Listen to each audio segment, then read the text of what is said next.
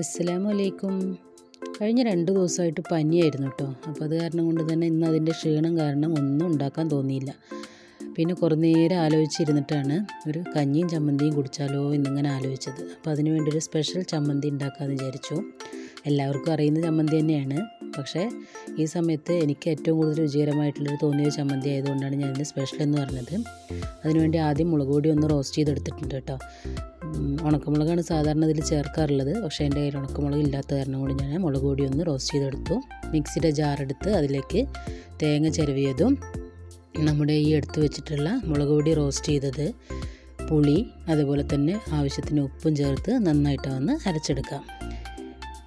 ഒരിക്കലെങ്കിലും നിങ്ങളതൊന്ന് ഉണ്ടാക്കി നോക്കണം കേട്ടോ. വളരെ ടേസ്റ്റി ആയിട്ടുള്ളൊരു ചമ്മന്തിയാണ്. വളരെ എളുപ്പത്തിൽ ഉണ്ടാക്കുകയും ചെയ്യാവുന്നതാണ് ഇതിൻ്റെ ഏറ്റവും വലിയ പ്രത്യേകത. ഏത് പനി സമയത്താണെങ്കിലും അസുഖം ബാധിച്ചിരിക്കുന്ന സമയത്താണെങ്കിലും നമുക്ക് ടേസ്റ്റ് ചെയ്ത് കഴിക്കാൻ പറ്റുന്ന ഒരു ചമ്മന്തിയാണ്. ഇതവിടെ ഞാൻ ചമ്മന്തിയൊക്കെ അരച്ചെടുത്തിട്ടുണ്ട്. ഇനി ഞാൻ കുറച്ച് കഞ്ഞി എടുക്കട്ടെ. നല്ല മട്ടരിയുടെ കഞ്ഞിയാണ് ഞാൻ ഉണ്ടാക്കിയിട്ടുള്ളത്. മട്ടരി കഞ്ഞി ഈ സമയത്ത് വളരെ സ്വാദിഷ്ടമായിട്ട് എനിക്ക് തോന്നിയിട്ടുണ്ട്. അപ്പോൾ ഞാനൊരു പാത്രം എടുത്തു. അതിലേക്ക് കുറച്ച് ചോറാണ് ആദ്യം എടുത്തത്. നല്ല ചൂടുള്ള ചോറ് ആദ്യം എടുത്തു. മട്ടരി നിങ്ങൾക്ക് എല്ലാവർക്കും ഇഷ്ടമുണ്ടാവുമെന്ന് വിചാരിക്കുന്നു. അപ്പോൾ മട്ടരി ഇഷ്ടമില്ലാത്തവരാണെങ്കിൽ സാധാ ചോറായാലും മതി. അതിലേക്ക് ഞാൻ ഈ ചോറിൻ്റെ തന്നെ കഞ്ഞിവെള്ളമാണ് ഒഴിക്കുന്നത്. കൂടുതൽ കഞ്ഞിവെള്ളം ഒഴിക്കുന്നതാണ് എനിക്കിഷ്ടം. വെള്ളം കൂടുതൽ കുടിക്കാൻ ഇഷ്ടമാണ്. അപ്പോൾ അതിലേക്ക് ആവശ്യത്തിന് ഉപ്പും കൂടി ചേർത്ത് നന്നായിട്ട് ഇളക്കി കൊടുക്കുക.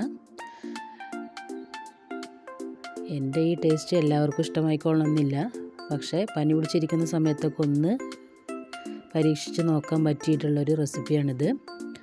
എല്ലാവരും ഒന്ന് ട്രൈ ചെയ്ത് നോക്കണം. ഞാൻ അതിലേക്ക് കുറച്ച് തേങ്ങ ചേർക്കുഞ്ഞി. ഈ തേങ്ങ ഇട്ട് കഞ്ഞി കുടിക്കാൻ എനിക്ക് വളരെയധികം ഇഷ്ടമാണ്. അപ്പോൾ തേങ്ങാപ്പാലിൻ്റെ ടേസ്റ്റും കൂടി ഈ കഞ്ഞിയിലേക്ക് വരുമ്പോൾ വളരെ സ്വാദിഷ്ടമായിട്ട് എനിക്ക് തോന്നിയിട്ടുണ്ട്.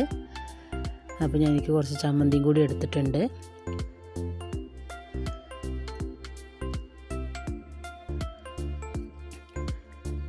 തേങ്ങയിൽ മുളക് പൊടി വറുത്ത് ചേർക്കുന്നത് കൊണ്ട് തന്നെയാണ് ഇതിൻ്റെ ടേസ്റ്റ് കൂടുന്നത്.